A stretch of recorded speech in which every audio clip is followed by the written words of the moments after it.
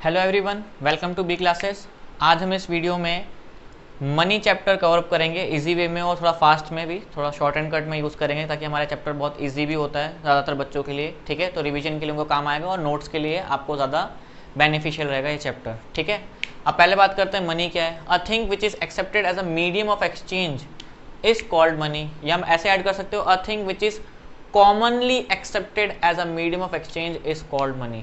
ठीक है, कोई भी चीज़ कॉमनली अगर एक्सेप्टेड हो रही है कि इसके बदले हम आपको चीज़ें देने को रेडी हैं या एक्सचेंज करने को रेडी हैं, तो उसको हम क्या बोलेंगे? मनी बोलेंगे। ठीक है, अब बार्टर सिस्टम क्या होता था पहले हम देख लेते हैं। मनी के पहले, मनी आने से पहले, मनी भाई आने से पहले क्या चलता था? बार्टर सिस्टम चलता था। बार्टर सिस्टम में होता क्या था?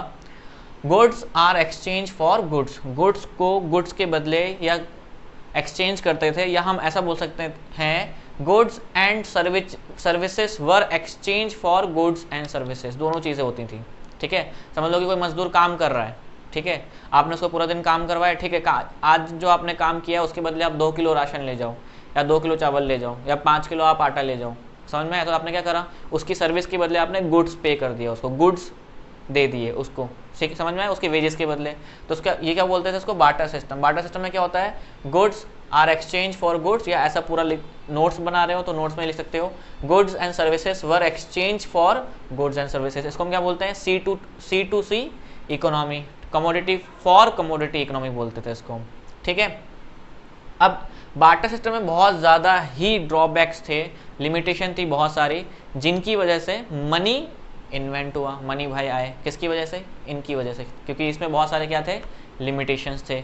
ठीक है, अब जो पहले मनी आया वो किस फॉर्म में आया? कॉइन्स में आया। और वो कॉइन्स थे कैसे? गोल्ड एंड सिल्वर के कॉइन्स थे। ठीक है, जैसे आपने अगर हिस्ट्री में पढ़ा होगा तो गोल्ड कॉइन वगैरह होते थे, सिल्वर कॉइन्स होते थे। ठीक है, अब इनका जो प्रोडक्शन था वो बोल सकते हैं उस टाइम पे तो ज़्यादा था कि सोना वोना ज़्यादा है, लेकिन इस आप आज के टाइम में क्या है? सोने की वैल्यू बहुत ज़्यादा है। अब कोई कॉइन सोने के बना पाएगा इतनी ज़्यादा तादाद में? नहीं बना पाएगा नंबर्स में। ठीक है, तो वो फिर बंद हो गए। ठीक है, फिर क्या आने लगे? Alloy metal. जो अभी हम 1 रुपये का सिक्का, 2 रुपये का सिक्का, 5 रुपये का सिक्का देते हैं, ये क्या है? मिक्स मेटल है, तो उसको हम क्या बोलेंगे? Alloy metal. अब पहले क्या होता था कि जो सिक्के होते थे ना, वो भी हम लोग 5-5 रुपये इकट्ठा कर रहे, तो पॉकेट में कितने भारी भारी हो जाते थे। वो एक उसका डिसएडवांटेज हुआ। तो उसके मतलब क्या आने लगे? ज़्यादातर पेपर मनी आने लगा। ठीक है, पेपर मनी मतलब नोट्स वगैरह, 5 के नोट आ रहे हैं, 10 के नोट आ रहे हैं, 50 के, 100 के, ये सब नोट्स आ गए, इसको हम बोलते हैं पेपर मनी। अब लोगों को प्रॉब्लम होने लगी पॉकेट में रखने की। भाई पॉकेट में हम रखेंगे नहीं पेपर मनी को। ठीक है, या हमें बहुत दिक्कत आती है, लोगों के पैसे गिर जा रहे हैं पॉकेट से। ठीक है, तो अब क्या आने लगा? Plastic money. अब प्लास्टिक मनी क्या होता है? क्रेडिट कार्ड और डेबिट कार्ड। आज के ज़माने में क्या है? आज के टाइम में कोई भी कैश नहीं रखता है। ज़्यादातर लोग क्या करते हैं? हाँ, क्रेडिट कार्ड हो, डेबिट कार्ड हो, चलो शॉपिंग करने के लिए, शॉपिंग करी, हाँ कितने हो भैया? इतने हुए, स्वाइप कर दो कार्ड, चाहे वो क्रेडिट कार्ड हो या डेबिट कार्ड हो। तो वो जो क्रेडिट कार्ड और डेबिट कार्ड है वो आपका क्या है? प्लास्टिक मनी है। उसके बाद आगे आपका इलेक्ट्रॉनिक मनी या ई मनी, जैसे हम अभी गूगल पे करते हैं, पेटीएम करते हैं। ठीक है, या हम अपनी बैंक के ऐप से ही ट्रांसफर करते हैं, तो उसको हम क्या बोलेंगे? ई मनी। जैसे मैंने अगर आप फॉर एग्जांपल आपके बैंक में ट्रांसफर किया, तो यहाँ पर क्या हो रहा है? डिजिटली अगर मैंने 500 आपको ट्रांसफर किए, तो तुरंत मेरे अमाउंट में से, मेरे बैंक में से डिजिटली 500 रुपये कम हो गए, और आपके बैंक में 500 रुपये डिजिटली इंक्रीज हो जाएगा। ठीक है, मैंने कोई आपको फिजिकली नोट नहीं दिया, कोई भी क्या करा? डिजिटली यहाँ पर एक चीज़ कम हो गई मेरे साइड से और आपके अकाउंट में बढ़ गई, तो उसका बोलेंगे ई मनी। अब इन सब चीज़ों से हुआ क्या? फैसिलिटेट्स एक्सचेंज करने में बहुत ज़्यादा ही आसानी होने लगी। जैसे जैसे इसका इनोवेशन होते रहा, मनी का इनोवेशन होता रहा, तो क्या होने लगा? आसानी होने लगी एक्सचेंज करने में। अभी आप बस आपके आज के टाइम में क्या होना चाहिए? फ़ोन होना चाहिए, और फ़ोन में गूगल पे होना चाहिए, या पेटीएम होना चाहिए, या पर्टिकुलर जो बैंक है उसकी ऐप होनी चाहिए, और उसमें पैसे होने चाहिए, है ना? पैसे होंगे तभी तो एक्सचेंज करोगे। ठीक है, तो पैसे होंगे तो क्या होगा? यहाँ पर आपका एक्सचेंज बहुत ज़्यादा ही ईजी हो जाता है। अब इस डेफिनेशन से बढ़िया आप ये डेफिनेशन लिख लोगे। ठीक है, money is an instrument that serve as a medium of exchange. पहला मीडियम ऑफ एक्सचेंज की तरह काम कर रहा है कि एक्सचेंज करने में एज अ मीडियम वर्क कर रहा है वो। ठीक है, एक मिडल सेंटर में कौन आता है? मनी आ रहा है यहाँ पर। ठीक है, दूसरा क्या है? Store of value. क्या मैं पैसे को स्टोर करके रख सकता हूँ? बिल्कुल, चाहो तो मैं कैश में रख सकता हूँ, चाहो तो मैं अपने में बैंक में भी रख सकता हूँ। तीसरा क्या है? Measure of value. पहले के टाइम में जब बार्टर सिस्टम था और मनी भाई नहीं थे, तो पैसे का तो कोई था ही नहीं किसी को। फॉर एग्जांपल मुझे एक्सचेंज करना है आपसे, आपके पास वीट है, मेरे पास राइस है, आपको राइस चाहिए और मुझे वीट चाहिए, तो दोनों ने क्या करा, एक्सचेंज कर लिया, सिंपल। यहाँ पैसों की बात आई नहीं। लेकिन अब अगर आज के टाइम में अगर आप एक्सचेंज करोगे किसी भी चीज़ को, तो आप पहले मॉनेटरी टर्म में एक्सचेंज करोगे, ठीक है। समझ लो कि आपके पास एक पेन है, मेरे पास ही मार्कर है, और एक्सचेंज करना हो तो पहले क्या बोलूँगा कि ये मार्कर जो है वो 15 रुपये का या 20 रुपये का है, आपके पास जो पेन है वो 5 रुपये का है, लाओ 15 रुपये और। समझ में आई? तो यह क्या हो गया, यहाँ पर मैंने क्या कर रहा हूँ, मेजर कर रहा हूँ वैल्यू को। और आज के टाइम में क्या होता है, हर एक चीज़ मेजर की जाती है वैल्यू के टर्म में, ठीक है। वो किस तरह से पॉसिबल हो पाया, सिर्फ और सिर्फ मनी की वजह से पॉसिबल हो पाया। पहले मनी नहीं था तो ये फंक्शन भी नहीं था बार्टर सिस्टम में। लास्ट आता है स्टैंडर्ड फॉर डेफर्ड पेमेंट। अभी डेफर्ड पेमेंट का मतलब क्या होता है, किसी को अगर लिखना है नोट्स में तो लिख लेना, फ्यूचर्स में अगर पेमेंट करना हो, फ्यूचर में पेमेंट करना हो तो वो बहुत ज़्यादा ही ईजी हो जाता है। यहाँ पर बार्टर सिस्टम में वो चीज़ थोड़ी डिफिकल्ट पड़ रही थी। अब ये चाहो तो ऐसा डेफिनेशन भी लिख सकते हो, अगर चाहो तो यही आपके मनी की फंक्शंस भी हैं, मनी के फंक्शंस भी यही हैं आपके। तो अगर आप ये डेफिनेशन याद कर लेते हो तो डेफिनेशन के साथ साथ आपको फंक्शंस भी, 4 फंक्शंस यहाँ पर आपको याद हो जाते हैं, ठीक है। अब मैं बार बार रिपीट करता हूँ कि अगर नोट्स कोई बना रहा है तो अच्छी बात है, नोट्स बनाते जाओ, लिखते जाओ, लिखने की प्रैक्टिस होगी 12th में, तो वो आपके लिए और बेनिफिशियल रहेगा, राइट। फिर आगे बढ़ते हैं अभी नेक्स्ट। अब हम समझेंगे drawback of barter system. Barter system के क्या क्या ड्रॉबैक्स है जिसकी वजह से बार्टर सिस्टम को रिप्लेस कर दिया गया मनी से, या मनी और इजी बैठा, वो चीज़ क्यों हुई, ठीक है। तो पहला ड्रॉबैक है double coincidence of want. Double coincidence of want क्या बताता है कि अगर आप एक्सचेंज कर रहे हो तो एक पार्टी के एग्री होने से कुछ नहीं होता है, दोनों पार्टी को एग्री होंगे तभी एक्सचेंज होगा, ठीक है। आज के टाइम में अगर आप कहीं दुकान में कुछ खरीदने जाओ, दुकान वाला कभी आपको मना करेगा पैसों के लिए, नहीं मैं पैसा नहीं लूँगा, मुझे नहीं लेना है पैसा, नहीं बेचना मेरा सामान, नहीं होगा ना। लेकिन उस टाइम पे क्या पैसा तो होता ही नहीं था, लोगों के पास चीज़ें होती थी एक्सचेंज करने के लिए। तो उस टाइम पे अगर उसको वो नीड होगी उस चीज़ की तभी वो लेगा, वरना वो नहीं लेगा। तो यहाँ पर क्या होना चाहिए, दोनों पार्टी रेडी होनी चाहिए। फॉर एग्जांपल ए के पास राइस है और बी के पास वीट है। अब ए आया बी के पास कि भाई आप मुझे वीट दे दो, मैं आपको राइस दे दूंगा। अब यहाँ पर क्या हुआ कि बी के पास ऑलरेडी राइस रखा हुआ है, जितना उसको खाना है, जितना उसको यूज़ करना है, ठीक है। तो बी ने क्या बोला कि भाई मैं आपसे एक्सचेंज क्यों करूं, मेरे पास तो ऑलरेडी राइस रखा हुआ है, ठीक है। अब यहाँ पर क्या हो गया कि डबल कोइंसिडेंस ऑफ वांट नहीं हो रहा, मतलब कि दोनों को एक्सचेंज नहीं करना, खाली एक को ही एक्सचेंज करना है।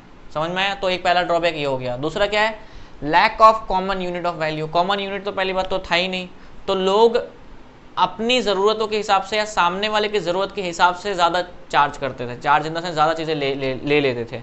फॉर एग्जांपल अभी ए बी को पता चल गया कि भाई ए को तो वीट चाहिए, मेरे पास ऑलरेडी राइस है, समझ में आ गया। अब बी क्या करने की कोशिश करेगा, यहाँ पर थोड़ा बहुत ए का एडवांटेज लेने की कोशिश करेगा। ये कैसे ट्राई करेगा कि राइस ज़्यादा मिल जाए और वीट मैं कम दे दूँ। ये चीज़ें पहले ज़्यादा चलती थी, ठीक है। अब समझ में अगर नहीं आया आपको तो फिर से क्या करना, पीछे वीडियो रिवाइंड कर लो और फिर देख लेना, और फिर भी समझ में नहीं आया तो कमेंट बॉक्स में पूछ लेना, और फिर भी समझ में नहीं आया तो फिर इंस्टाग्राम पे आप मैसेज भी कर सकते हो, right. Third, difficulty of future payment. Future में पेमेंट किस तरह से करना है वो बहुत ज़्यादा ही डिफिकल्ट हो जाता था, क्योंकि पैसे तो थे ही नहीं पहले, मनी भाई तो था नहीं बिल्कुल भी, ठीक है। वो चीज़ आई नहीं थी वर्ल्ड में, ठीक है, बार्टर सिस्टम ही चल रहा है। तो अब डिफिकल्टी होती थी कि फ्यूचर पेमेंट करे तो करे कैसे। एक अगर अब मैं राइस और वीट की बात करता हूँ, ये भी एक तरह से सीजनल है, तो ये सीजनल है तो ये इसका भी कैसे एक्सचेंज हो सकता है फ्यूचर में। तो ये बहुत ज़्यादा ही एक तरह से डिफिकल्ट हो जाता था। पहली बात तो वैल्यू ही नहीं थी, वैल्यू नहीं थी तो फ्यूचर में डिसाइड कैसे करेंगे कि देना कितना है, ठीक है। तो बहुत ज़्यादा ही प्रॉब्लम्स आती थी एक्सचेंज करने में। नेक्स्ट हमारा है फोर्थ वाला, difficulty of storage of value. अब स्टोर करने का सबसे ज़्यादा प्रॉब्लम था। समझ लो कि ए जो किसान है उसके पास खाली राइस है और बी के पास खाली वीट है। अब इनको अगर स्टोर करना हो, पहली बात तो ये किसान, ठीक है, वैसे ही रहने की जगह कम, उसमें फिर इनको क्या स्टोर करके रखना है, राइस स्टोर करके रखना है। समझ में आ गई। अब कहीं पर भी एक्सचेंज के लिए जा रहे हैं, समझ में आया, तो इनको राइस की जरूरत पड़ेगी एक्सचेंज करने के लिए, ठीक है। तो स्टोरेज वैल्यू क्या होती थी उनकी, कुछ भी नहीं होती थी, बहुत डिफिकल्ट होता था स्टोर करना। दूसरी चीज़, क्या ये चीज़ें पेरिशेबल है? बिल्कुल पेरिशेबल है। हो सकता है कि आगे चल के इनमें कीड़े लग जाएं या ये ख़राब हो जाए या बारिश आ जाए, बारिश की वजह से इनमें घुन लग जाए, ठीक है, तो ये चीज़ें ख़राब भी हो जाती थी। तो क्या है, difficulty of storage of value, ठीक है। Last part, difficulty of transfer of value. अब ये चीज़ें ट्रांसफर करने में बहुत ज़्यादा दिक्कत करती थी, ट्रांसफर और स्टोरेज दोनों। अब समझ लो कि ए को मार्केट में जाना है, ठीक है, जैसे हम लोग मार्केट में जाते हैं तो क्या करते हैं, फ़ोन होता है, पेटीएम होता है, गूगल पे होता है और थोड़े बहुत कैश नोट होगा जो भारी नहीं होता ज़्यादा, ठीक है। निकल गए 500 की पत्ती लीजिए में, निकल गए, चलो उड़ाएंगे पैसे आज के दिन। अगर अब ए को निकलना है मार्केट में तो उसे क्या करना पड़ेगा, अपना राइस साथ में लेकर, या तो उसको ढो लो, ठीक है, या तो कंधे पे रख लेगा, या तो उसके पास एक गाड़ी होगी, घोड़ा गाड़ी काइंड ऑफ थिंग, उसमें वो राइस लेके चलेगा और मार्केट में घूमेगा, पूरा मार्केट में घूमेगा, और जो रेडी होगा एक्सचेंज करने को उससे एक्सचेंज कर लेगा। फॉर एग्जांपल इसके पास राइस है लेकिन दाल नहीं है, मसाला नहीं है, तो उन सबके पास जाएगा, राइस देगा और राइस के बदले वो सारी चीज़ें एक्सचेंज कर लेगा। तो यहाँ पर क्या बोल रहे हैं, स्टोरेज में भी और ट्रांसफर में भी, ट्रांसफर ऑफ वैल्यू में भी डिफिकल्टी हो रही है, समझ में आया, ट्रांसफर करने में भी चीज़ें, या जो चीज़ें होती थी उनको प्रॉब्लम होती थी, डिफिकल्ट होती थी ट्रांसफ़र करने में। समझ में आ गया। नेक्स्ट इतना है, होप क्लियर है सबको कि किस तरह से ट्रांसफ़र में दिक्कत आ रही है। अभी हम पैसे ट्रांसफ़र करते हैं, इजीली ट्रांसफ़र हो जाते हैं, 500 की पत्ती किसी को दी, 1000 रुपये का नोट किसी को दिया, दे देते हैं। लेकिन उस टाइम पे क्या, अब तुम दूर दूर बैठे बैठे ट्रांसफ़र कर सकते हैं, ठीक है। लेकिन अगर हमारे पास ए के पास राइस है और बी के पास वीट है और इसको किसी और गाँव में अपने रिलेटिव को देने जाना है तो बहुत ज़्यादा ही प्रॉब्लम्स क्रिएट हो जाती थी। तो ये सारे ड्रॉबैक्स हैं।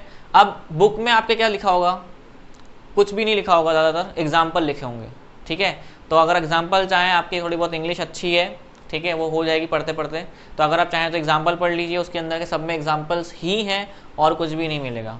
अब लास्ट में ये सारी प्रॉब्लम सॉल्व कैसे हुई, तो मनी भाई के आने से, मनी भाई आए तो ये सारी प्रॉब्लम ऑटोमेटिकली सॉल्व हो गई। हर एक सेंटेंस के नीचे आपको वही मिलेगा कि मनी के आने से ये सारी प्रॉब्लम्स सॉल्व हो गई। तो आप एक एग्जांपल लिखो, उसके बाद वो लिख दो कि मनी के आने से ये प्रॉब्लम सॉल्व हो गई, तो आपका ये आराम से अच्छा खासा आंसर बन जाएगा। आई होप ये क्लियर हो गया होगा आपको। अगर नहीं समझ में आया तो दोबारा से आप बैक करके वीडियोस देख सकते हो। ओके।